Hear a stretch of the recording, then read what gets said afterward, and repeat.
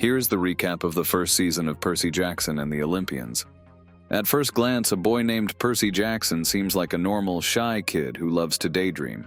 From early childhood, he had visions of things that shouldn't have been there, but he didn't pay much attention to them. However, adults thought he had some kind of mental disorder. His mother, Sally, always supported her son and told him stories about gods and monsters. However, these stories were not always the same as the original legends from Greek mythology. When Percy grew up, he continued to see strange things, but he made a best friend named Grover, with whom he discussed his fantasies. One day, the whole class goes on a field trip to a museum, where his Latin teacher gives him an unusual pen. Soon, Percy's classmates begin to tease him, and he somehow pushes the bully into a fountain. At that moment, his teacher turns into a fury and attacks him, but suddenly that same pen turns into a sword and pierces the monster. Of course, no one saw any of this. The boy is sent to the principal's office, and his best friend Grover, for some reason, tells the council that it was Percy who actually attacked the bully. Percy is expelled from school and returns home. The boy tells his mother everything, and she begins to pack their things in a panic. She promises to tell him everything when they arrive at a safe place, and they eventually make it to a house by the ocean. Grover also arrives there. Percy is furious that his friend has betrayed him, but in reality the situation is much more complicated. Percy notices that Grover has hooves instead of normal feet, and that he is a satyr. Sally tells Percy that he is the son of a Greek god. It turns out that gods and monsters really do exist, and since he is a demigod, he will always be hunted. Roughly speaking, he emits a certain power that is visible to various creatures. Moreover, ordinary people are unable to see the supernatural. Grover says that they don't have time to explain everything in detail, and that they need to go to the only shelter for those like him. They get into the car, but the Minotaur starts chasing them and knocks the car off the road. As a result, the monster pierces Sally, and she seems to disappear. Grover thinks they need to run as fast as they can since the shelter is very close. But Percy pulls out the pen again, which turns into a sword and defeats the Minotaur. After that, he loses consciousness. Percy regains consciousness in a shelter. It's something like a children's camp for demigods like him. Here he meets the director, Chiron, who turns out to be his Latin teacher, the one who gave him that magical pen. He also meets the god Dionysus. They tell him that gods are forbidden to have children. However, it happens anyway, and quite often. The gods are happy to get rid of their relatives' children, which is why this shelter was created. Parents often do not even acknowledge their children, and for this reason, they must prove themselves. Percy's father is unknown, so he is assigned to a group of similar teenagers. There, he meets a friendly boy named Luke, the son of Hermes, who explains how everything is organized there.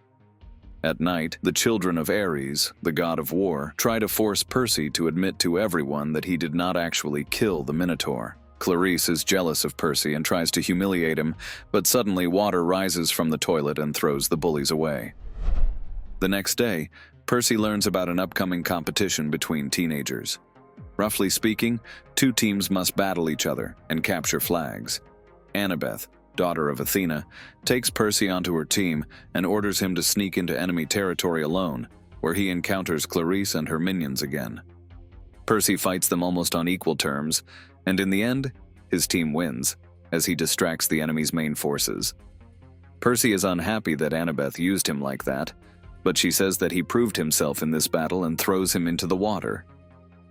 After that, Poseidon's trident appears above his head, which means that his father has acknowledged his son. Annabeth had guessed who his father was from the very beginning, which is why she gave him this mission in the competition. Percy learns that someone has stolen the Master Bolt, Zeus's symbol of power. The head god of Olympus believes that it was done by Poseidon's son, meaning Percy. Zeus and Poseidon have been at odds for a long time. If the Master Bolt is not returned within a week, a war will begin that will affect ordinary people on Earth. Now it is up to Percy to find this artifact and stop the bloodshed. The principal suggests that Hades most likely stole the lightning bolt and that it is in the underworld.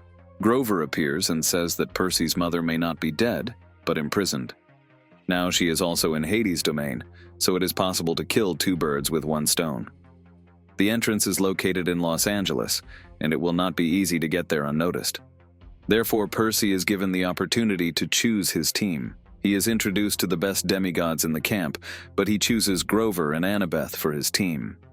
Before leaving, Luke gives Percy magical sneakers that give the owner the ability to fly, but he gives them to Grover. On their way, the teens are attacked by a fury and have to hide in the woods, where Grover tells his friends that his race has been searching for Pan, the god of the wild, for a long time. Many satyrs gave their lives looking for him but never found him. Suddenly, the main characters stumble upon a house surrounded by statues of various creatures. The teenagers realize that they have stumbled upon Medusa and want to leave, but then the fury appears. They have no choice but to go inside, as the winged beast is afraid to approach.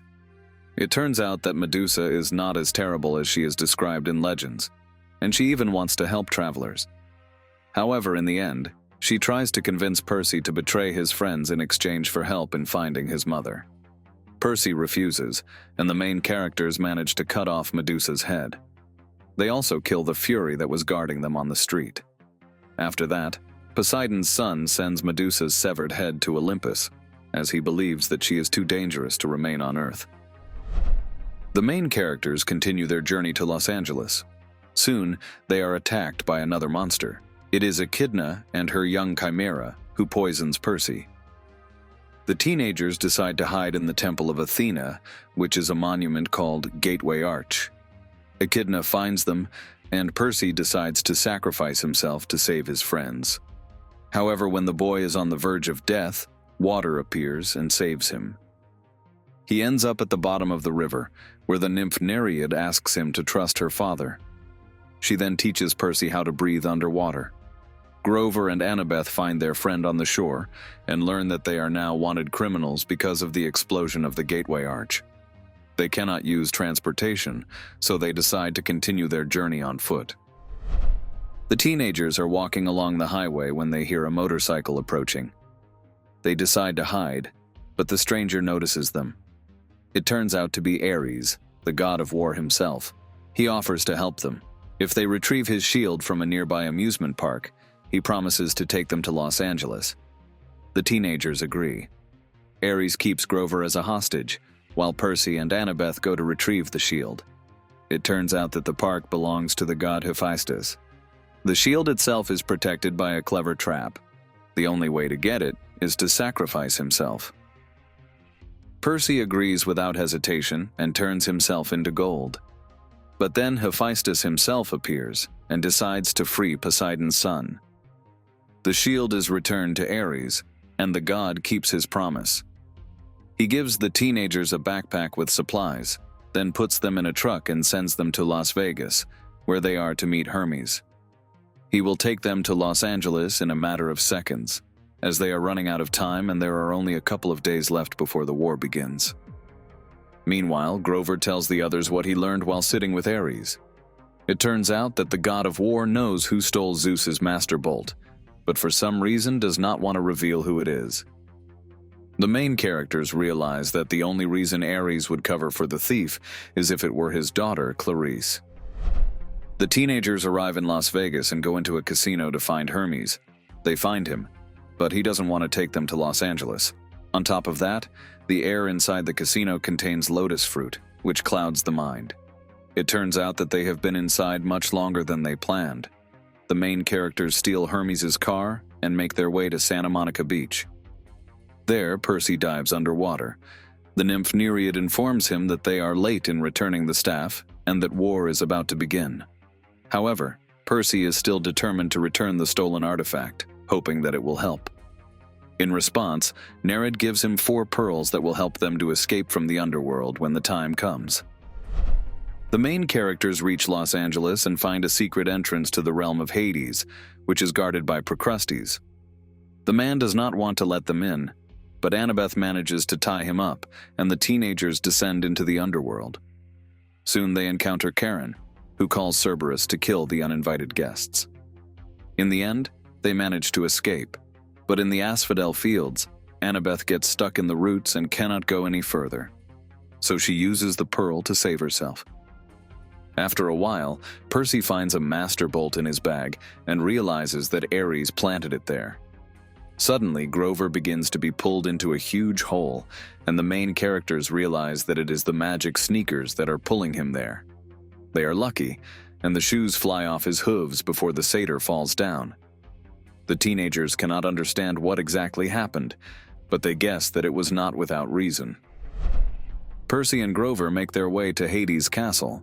Surprisingly, he turns out to be a friendly god and was not involved in the theft of the Master Bolt. He agrees to return Percy's mother, but in exchange asks the boy to help him retrieve his missing Helm of Darkness, which was also stolen by someone. Percy figures out that Kronos is actually behind everything, as he has long held a grudge against his children. By the way, these are the main gods of Olympus. Kronos is currently trapped in the same pit that they almost fell into, and the staff thrown by Ares would have fallen there with them. But it is not yet clear how this would help Kronos escape. Meanwhile, Hades offers Percy his protection if he gives him the Master Bolt, but the boy refuses his help. However, he agrees to return the Helm of Darkness to him in order to free his mother. After that, Percy and Grover leave the underworld. The main characters find themselves on the ocean shore, where they meet Ares. He confirms that he has conspired with Kronos, and that he has the Helm of Darkness. Percy offers the god a bet. If he can wound him, Ares will give him the artifact. Thanks to a huge wave, Percy knocks the god down and ends up wounding him. After getting the helmet, he gives it to the Fury Alecto, since she is Hades' servant, and says that he has fulfilled his part of the deal. Then Percy goes to Olympus, where he meets Zeus and gives him his Master Bolt. The boy tells him about Kronos and asks him to stop the war. Zeus thanks the boy for the information and the artifact, and as a reward, he will let him live. God knows that Kronos will escape sooner or later, and no one is going to stop the war. Percy is rude to Zeus, and God is about to kill him, but Poseidon appears and saves his son. He agrees to surrender to Zeus if he spares Percy. The leader of Olympus is pleased with this news. Now he wants to convene a council where he will announce victory in the war, after which they will discuss what to do with Kronos. We are shown that Poseidon actually loves his son and his mother. It was he who asked Sally to protect Percy from the world of the gods for as long as possible, so that he could become a fully fledged personality before encountering this rotten world. In the present, Poseidon says goodbye to Percy and sends his son to a camp of demigods, where he is welcomed as a hero, since he basically stopped the war.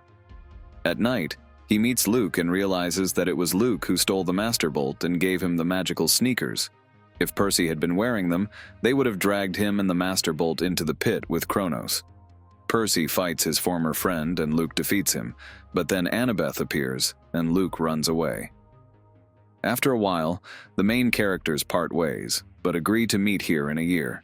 Grover sets off in search of Pan, the god of the wild. Annabeth decides to reunite with her family, and Percy finally meets his mother, who has just returned from the realm of Hades. Also, throughout the season, we were shown that Percy was having strange dreams. And now we finally understand that all this time he was seeing Kronos. The god reveals that Percy is the key to his return. This is the end of the first season. Don't forget to subscribe to the channel and click the like button. Thanks for watching. Goodbye.